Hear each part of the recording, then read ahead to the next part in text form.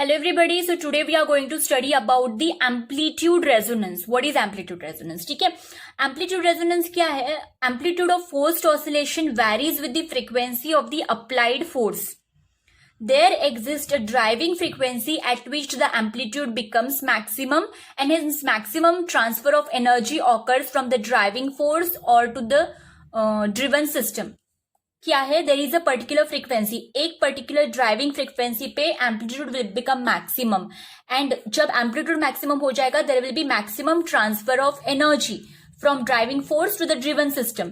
इसको बोलते हैं amplitude resonance. So what you have to remember is for a particular driving frequency when the amplitude becomes maximum and there is maximum transfer of energy, that is called as amplitude resonance.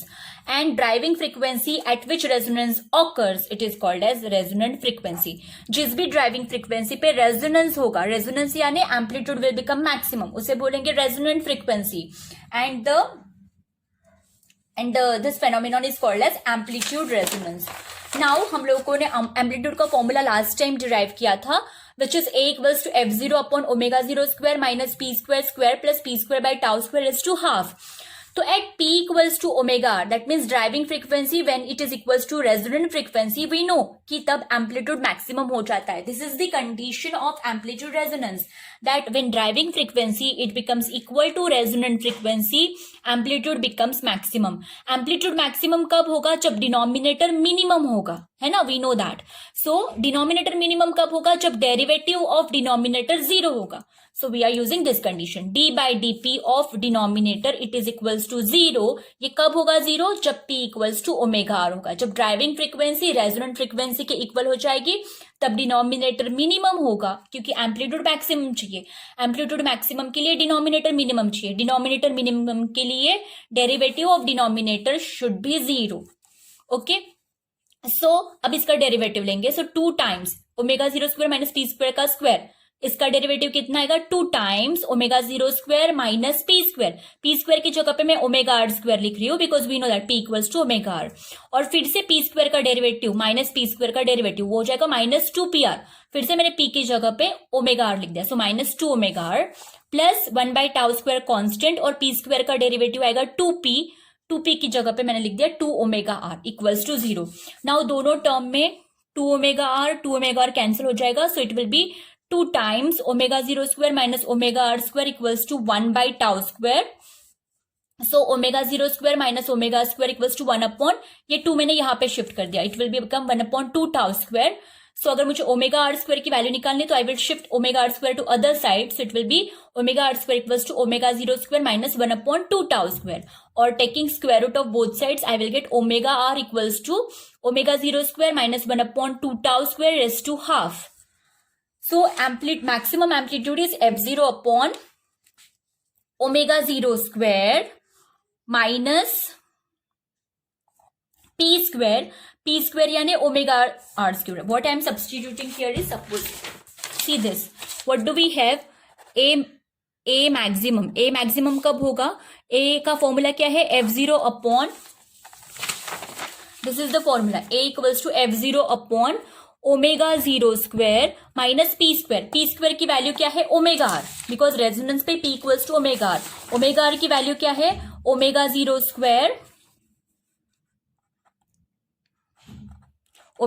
Square minus 1 upon 2 tau square. ठीक है, this is the value. So minus minus ये plus हो जाएगा this, और plus P square upon tau square. So ये omega 0 square cancel हो गया. 1 upon 2 tau square का square, it will become 1 upon 2 tau, 4 tau raise to 4. So that is what I have written here.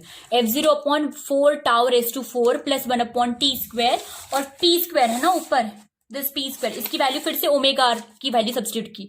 We know that P square it is equals to omega R square, और omega R square की value है omega 0 square minus 1 upon 2 tau square raise to half. So amplitude maximum will be f0 upon, मैंने 1 upon tau common लिया, actually 1 upon tau square common लिया, but 1 upon tau square common लेंगे तो वो square root के बाहर लेते वक्त it will become 1 upon tau. Inside the bracket I will get under root of omega 0 square minus 1 upon 4 tau square. Okay, so this is what I'm getting.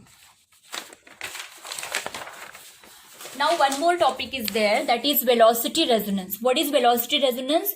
We know that x equals to a sine pt minus theta. Velocity, we know velocity is rate of change of displacement dx by dt. So इसका derivative लेंगे, so it will become ap cos pt minus theta. Amplitude का formula पता है, a is f0 upon omega 0 square minus p square square plus p square by tau square raised to half.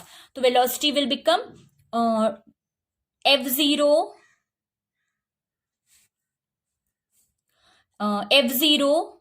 Amplitude की value substitute करेंगे a की यहाँ पे, f0 upon omega 0 square minus p square square plus p square by tau square raise to half, ये p और cos pt minus theta. This is velocity.